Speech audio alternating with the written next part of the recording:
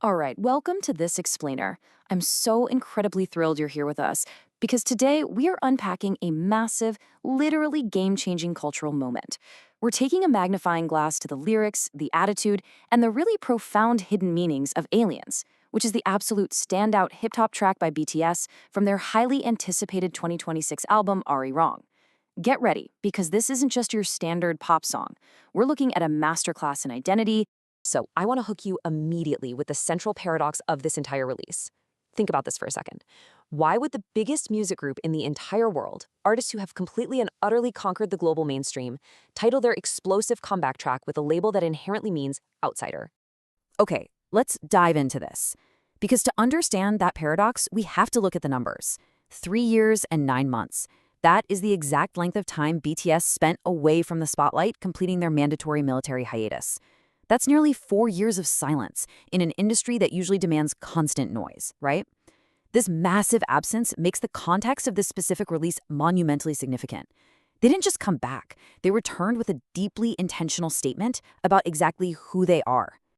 So here is our roadmap for today's explainer. Number 1, the airing comeback. 2, reclaiming the Alien label.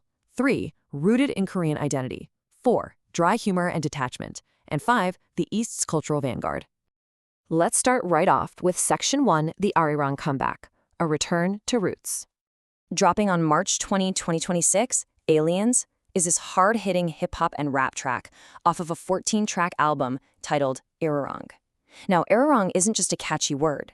It's actually the name of a 600-year-old traditional Korean folk song about longing, sadness, and ultimately endurance.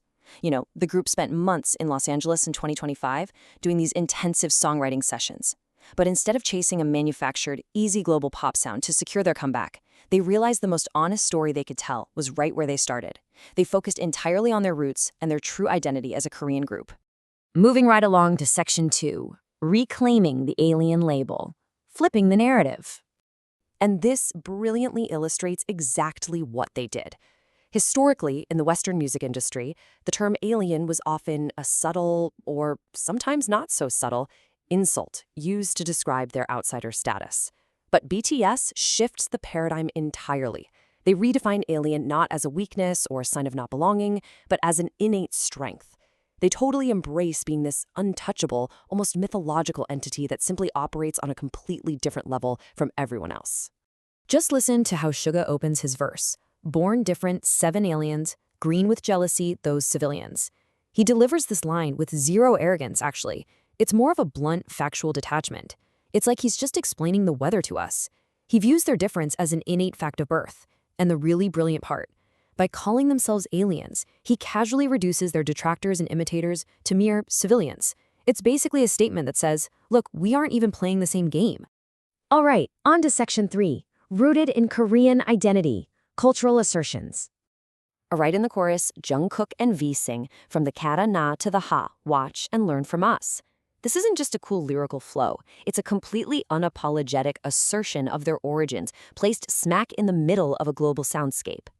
For a bit of context, kana to ha refers directly to Hangul, the Korean alphabet, which literally begins with ka, na, and ends with ha. For artists who have lived under the immense pressure of English dominance in the global market, this line is so deeply emotional and powerful. It's a direct command to the listener. They're telling the world, hey, if you want to understand us, prepare yourself and learn our culture beforehand. We see this pop up again in J-Hope's verse, when he smoothly drops the line, clap and shake it, to Jungmori rhythm. With just effortless style, he takes a modern, globally produced track and grounds it in a deeply traditional musical identity. So, the crucial point is, Jungmori is a traditional rhythmic pattern from classical Korean music, also known as gugak. By dropping this single word into a Western-style hip-hop beat, they completely flip the rhythm to a distinctly Korean foundation. It's their way of saying, sure, we can dominate your sound, but we're going to make you dance to our heartbeat. Which brings us to Section 4, dry humor and detachment. Sarcasm as a shield.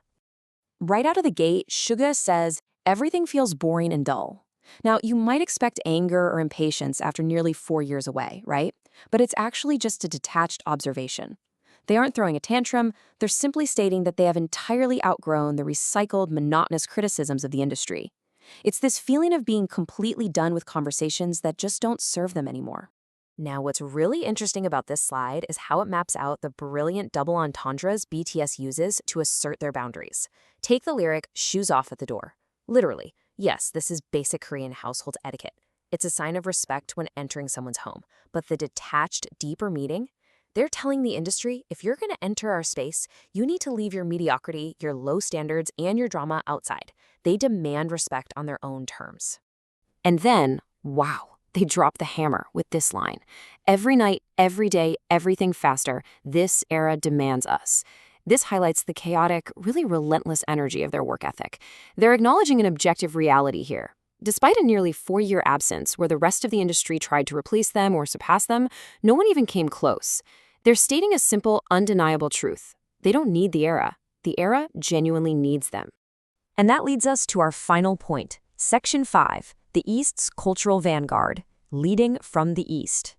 In perhaps the most profound verse of the track, RM dismisses modern haters entirely to invoke a towering historical figure instead. He asks, "Pardon me, Kim-gu sensing-nim, tell me how you feel." To really appreciate the weight of this, you have to know who Kim-gu was. He was a pivotal Korean independence leader during the Japanese colonial era. He famously wrote that he didn't just want Korea to be a rich or militarily powerful nation, but a sovereign nation with immense cultural and moral strength. By invoking him, RM is stating that they absolutely do not care about the opinions of internet haters. They only care about how history and figures of true substance like Kim-gu will judge their cultural contribution. Let's move to and see how this builds an incredible timeline. We start in the early 20th century with Kim-gu's powerful dream of cultural independence. Then we move into the 2010s and 2020s, where BTS fought intense marginalization in the Western music industry. And finally, we arrive at March 2026, where the Arirang era realizes and solidifies that exact dream, securing their status as a permanent global cultural vanguard. And they stamp this authority with a lyric, "Out of the East, the sun's rising." For a long time, Western perspectives viewed Korea merely as a peripheral nation in the East. But BTS completely flips that outdated script.